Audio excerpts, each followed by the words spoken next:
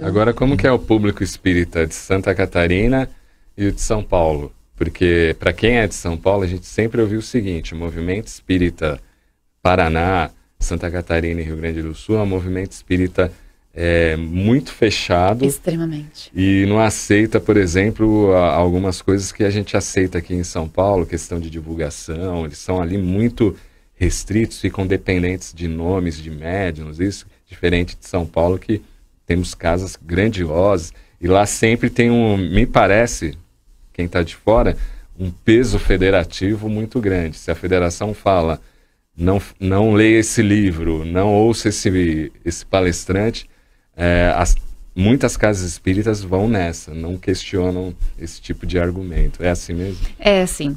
E pior que é. A gente já apresentou num centro espírita que fica na Penha, um centro pequeno. Penha é uma cidade muito próxima ali do litoral, próxima a Itajaí. Mas acho que foi em junho deste ano que a gente apresentou em Florianópolis. O produtor cultural que nós contratamos para fazer a divulgação, ele chegou numa casa espírita para divulgar, e a pessoa, além de atendê-lo mal, porque parece que foi muito dura no linguajar, ela realmente olhou o cartaz e disse: não tem federação espírita, então a gente não aceita. E como eu disse antes, como eu comecei esse espetáculo, eu nunca me preocupei em ter apoio, porque eu não vendia o espetáculo como uma peça espírita. Eu fui assumindo depois, conforme eu mesma fui me encontrando dentro desse espetáculo, e fui percebendo que o meu relato, para dizer que aquela história era minha, passou a ser fundamental, não só para a divulgação, mas por aquilo que o espetáculo às vezes causava nas pessoas. Mas independente de você ter apoio, de você não ter apoio, etc., isso é uma questão cultural.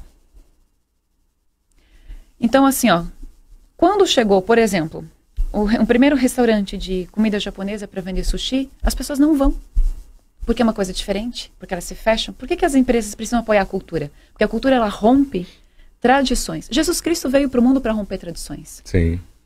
Para romper paradigmas, para mostrar que de repente a gente está fechado demais uma maneira de pensar e aquilo não te dá abertura. Então eu vejo medo e vejo cultura, uma cultura de bloqueio, entende? E isso existe, a gente passou. Esse produtor que não é espírita, que tinha uma certa vontade de conhecer o espiritismo, diz: não quero nunca mais saber disso. Ele foi maltratado na casa espírita que ele foi. Que é o que o Edson comentou, né? Ele foi maltratado. O pessoal vai enfesada. Eu fiz um vídeo, tá no meu canal, gente. Eu coloco o áudio que ele mandou na hora. Exatamente falando disso. Eu não entendi. Porque a gente sempre ouve falar que espiritismo as pessoas associam com caridade. Só que dessa acabou com a pessoa, acabou com o indivíduo que não é espírita e não, né? Então, se você de repente quer mostrar que o espiritismo pode ser um caminho para as pessoas, fica um pouco desconexo que o tratamento dentro de uma casa espírita seja de bloqueio. Eu acho, na verdade, que independente da peça ser espírita, não espírita, só por ser teatro, todas as empresas deveriam ter um muralzinho com uns cartazes, com um panfletinho ali para as pessoas terem acesso à cultura. Eu falo nos espetáculos, nós não somos as Casas Bahia. Eu não posso fazer propaganda em horário nobre nas grandes redes de televisão. Então eu não tenho como divulgar o meu espetáculo se não for pelo teu boca a boca.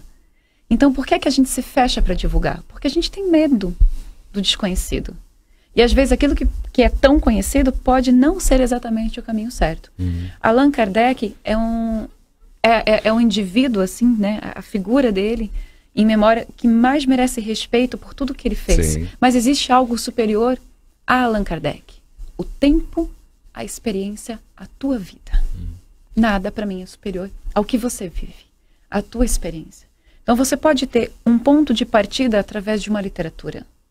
Mas se você não coloca aquilo em prática e não vivencia aquilo e só coloca da boca para fora, então você não está sendo nem espírita, muito menos não está agradando a Deus, e com certeza a tua consciência ao longo do tempo vai se tornar fechada e ferrenha.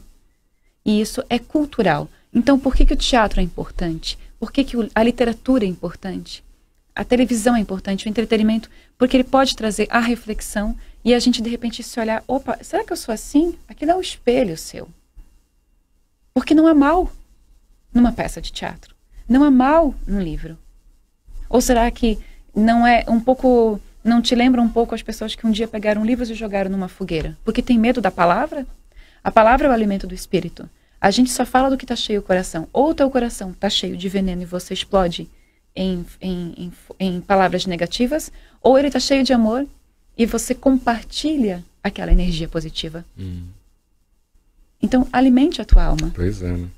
Agora, Edson, a gente recebe aqui, às vezes, perguntas de ouvintes e telespectadores dizendo o seguinte: vocês estão falando da Gênese aí, do livro Autonomia, mas a federação endossou isso, então parte do movimento espírita ainda tem uma visão em relação às federativas, como, por exemplo, alguns católicos têm em relação ao Vaticano, né? Só vou aceitar se a Federação X falar. E isso não é espiritismo. O espiritismo, ele transcende essa coisa de sigla, de federação. O que está faltando para o espírito é raciocínio, na verdade, né? É sair fora do lugar comum. Kardec seguiu as federativas, por exemplo, seguiu o Vaticano. Se ele fosse seguir o Vaticano, ele não tinha publicado nada. Ele ia ficar lá isolado no canto dele, porque com medo de enfrentar as diferenças e tal, né? Então, infelizmente, o que acontece no movimento espírita? As pessoas... Por isso que a gente, inclusive, está fazendo esse fórum do Livre Pensar, tá? Boa. Está assediando lá uma parte das palestras.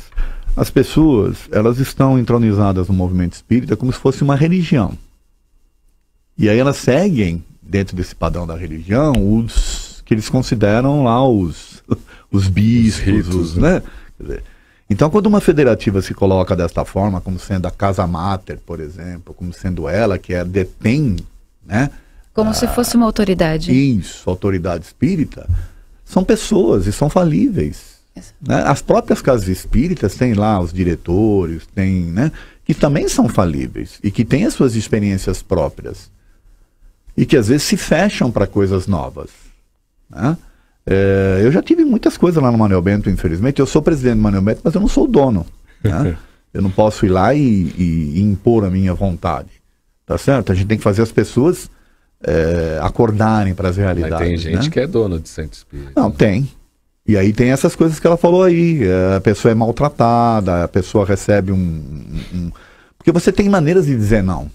Você pode dizer, não, olha, nesse momento não é o adequado, talvez mais para frente, ou sei Aí eu lá faço o quê, uma pergunta. tal, No né? caso dessa pessoa que atende mal, uma pessoa que não conhece espiritismo, e vai para fazer um passe, por exemplo.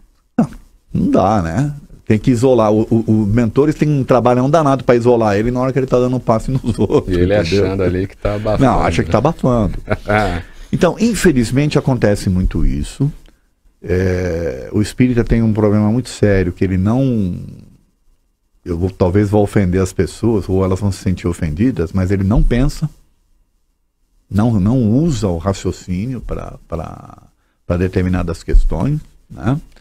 Eu postei na minha página, Cláudio, um comparativo, até com relação às mulheres. Não sei se você chegou a ver. Não vi. Pego lá a questão 822 do Livro Não dos vi. Espíritos, onde o Kardec faz da questão da igualdade da mulher e do homem. Lá naquela época, 1858, poxa, você vai falar em 1858 que a mulher tinha os mesmos direitos que o homem, igualdade e tudo, você era um revolucionário, você concorda ou não? Claro. E ele coloca isso, então é um pensamento espírita libertador. Progressista, né? Isso. Aí você pega um texto do Emmanuel dizendo que a mulher tem que ser subserviente ao homem. Aí você pega um texto do André Luiz dizendo que a mulher tem que se dedicar ao lar. Então você fala, bom, qual é o pensamento libertador aí? É o do Kardec lá de 1858 ou é esse desses dois espíritos que vem trazer esse tipo de visão igrejista, né? Esse tipo de visão que coloca as pessoas submissas e subordinadas. Kardec é campeão, não tem. Então está faltando isso, esse tipo de raciocínio, né? Porque Esse ele é tipo mais de preparado entendimento, também, né? Infelizmente. E nem todo mundo está preparado, às vezes, para isso também, tá? Para aceitar isso. Também tem isso. A Viviane da Rosa Lazari, ela mora em Santa Catarina, ela diz, penso que não dá para generalizar, o que pensa é que devemos ter paciência, tudo a seu tempo. Fabiola Costa, é bem assim, sinto-me rebelde no centro espírita ao explanar minhas opiniões, vou deixar para trabalhar quando tiver mais idade. Ana Paula, vale muito a pena recomeçar sempre. Ela tem 52 anos e começou a carreira aos 45 anos. Parabéns aí, Ana Paula Vezani. E o Tony Silva, bom dia, ótimo tema hoje. Vale repetir.